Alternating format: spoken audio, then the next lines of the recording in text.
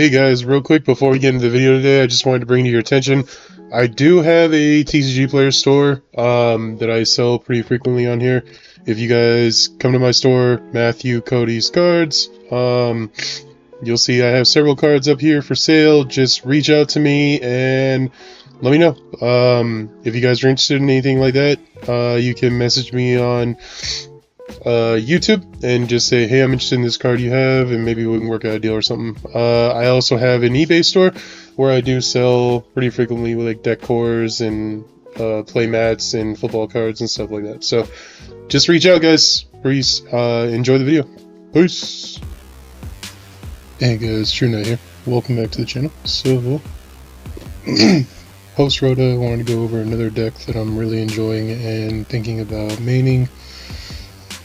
Probably until next format, maybe until Malice and Rizel come out, and then I'll make a decision there if I want to go with one of those. But as you guys can tell by the thumbnail, it's Tenpai. So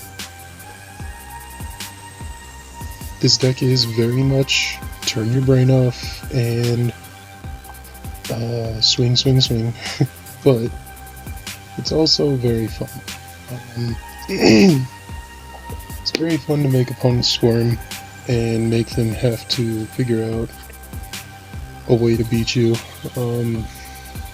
How do you get through all the hand traps, all the board breakers, all those things essentially. So let's get right into the deck. And my version of it right now. So to start out, playing 3 Hydra, of course, it's one of the bread and butters of the deck. My favorite Tenpai is Chandra. I'm shocked in the new OTS that Samurai Destroyer got reprinted and not these guys into higher rarities. I could be wrong about this, but I'm playing 2 Fadra and 1 Grand Roku. Maybe I should be playing like a 1-1 Endora line or 2 in one of these. I don't know yet, but gotta do more testing. Next up, the Field Spell, of course. This card is just insane. No wonder they loaded it. Could very easily see them banning it pretty soon. 3 Tynan. As long as you have 3, you play 3. Now for non-engine, which is insane because this is only 13 cards. So one of the best hand traps in the entire game right now, of course, and we'll continue to say that until it gets banned, if it ever does. Shifter. 3 Ash, you just want to see these anytime you're playing, no matter what. Even if you're playing the board breaker version, you still want to see Ash to stop your opponent. And then I do play 3 Fulos and 3 Pirellia. I just think in this deck you can really get away with it, so why not?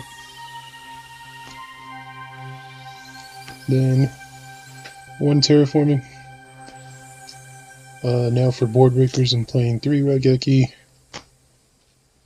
3 Dark Hole, 2 Lightning Storm. So this is a board wipe for spells and traps against like Runic, things of that nature, Lab, things like that.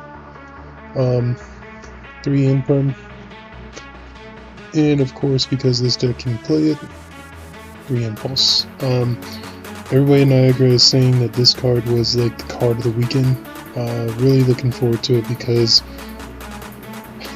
people have to learn how to play around these kind of cards, and you can't really. So you have to, not only while you're under the Charmies, you may be under Shifter, things like that, but now you gotta potentially also play into an Impulse. Like, there's a reason this deck is considered one of the best decks in the game. So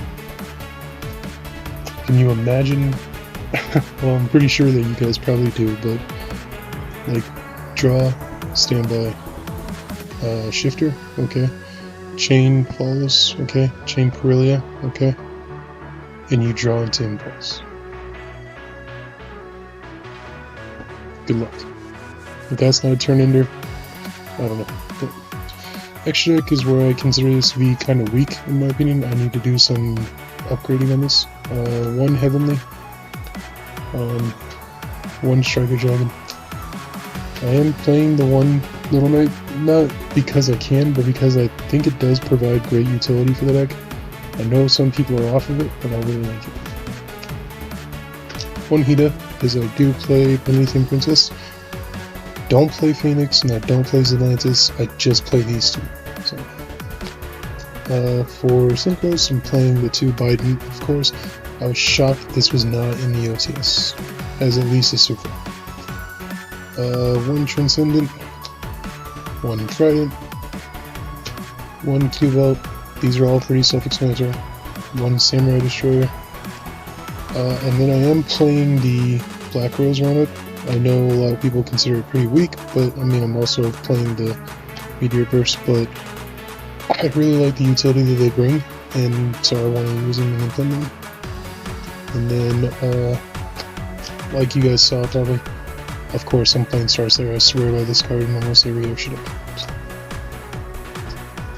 Now for side deck, which is where I'm also trying to, like, utility-wise, like, figure out where I want to go. But I am playing 3 Joel just because it's so dang strong in this format. 2 Nibiru. I know a lot of people are saying to cut it right now because it doesn't go into line with all the big decks, but if you're only playing locals like I do a lot, this card is amazing in locals, so really wish I could fit it. 3 Forbidden Droplet for going second. Sometimes when you're running into U-Bell, things of that nature, you just want to be able to say no to your opponent before you clear their board, and this way facilitates it. And then going first cards, I'm running 3 Heatwave. This was going to be a part of the Cashier package, but I decided to take that out. Any of you guys who saw my previous deck profile in Tenpai, I ran a big Cashier package to go first in my side deck. And I just played all my going second cards in Tenpai in the main deck, but decided that the format's kind of changed and I'd rather do different things. And then the last going first cards are just the insane cards in my opinion. I think that Called By is amazing, Harpies is amazing too. Why do I consider this a going first card? Because sometimes you find yourselves in a dogfight where you're doing something that just ends a turn, and then your opponent does something to you that ends your turn. So you just need to be able to clap back, and this card provides that. These cards are insane. You're not really going to get me off of them anytime soon. I know a lot of people have not, and they're floating away from it, but to me, talent and the utility it provides, like, it's not just the fact that it's my favorite card in the game, but just what it can do. I don't see the logic in not running it. So, that'll be it for me, guys. That's the deck. 40 card main. I don't think that there's any reason to go over 40, because you really want to see Shifter. You really want to see your Charmies, so you just gotta provide the best way to get to them. So, but yeah, let me know your thought process.